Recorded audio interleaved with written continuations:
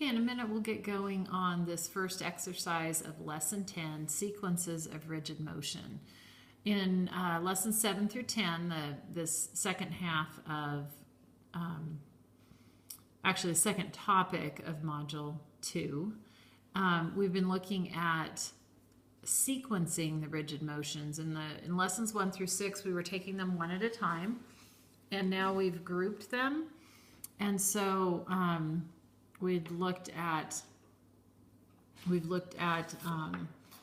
sequences of translations, and we've looked at what happens when we group a translation and a reflection, and a translation and a rotation, and then rotations around different centers, and what happens with those.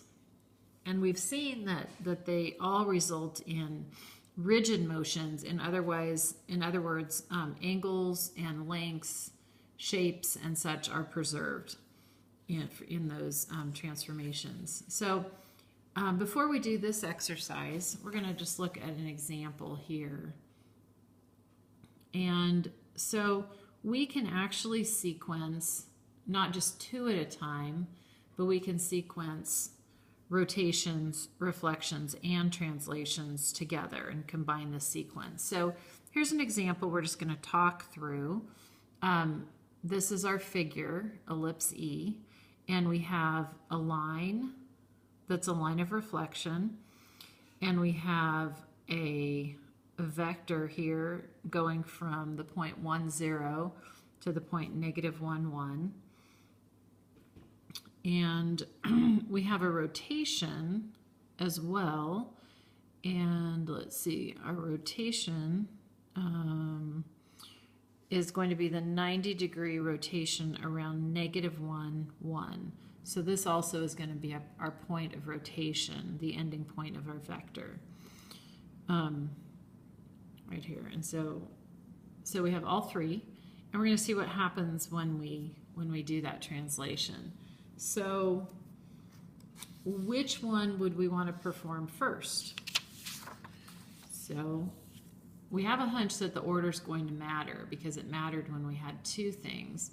So let's look at this. Can you tell from this diagram which of the transformations was performed first here? Well, it looks an awful lot like this was translated along that vector. Okay, so this shows that translation was done first. And then let's do the rotation next.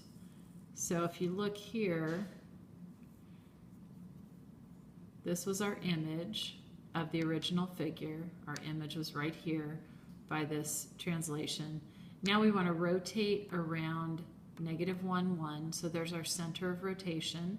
So you can see this image was rotated 90 degrees. So now it's laying on its side over here. So now we've done a translation and a rotation about this center. So the only thing left to do is the reflection about line L.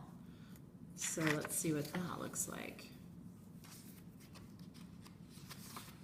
So my rotation about line, or my reflection, sorry, about line L would look like this. So it was just flipped over line L.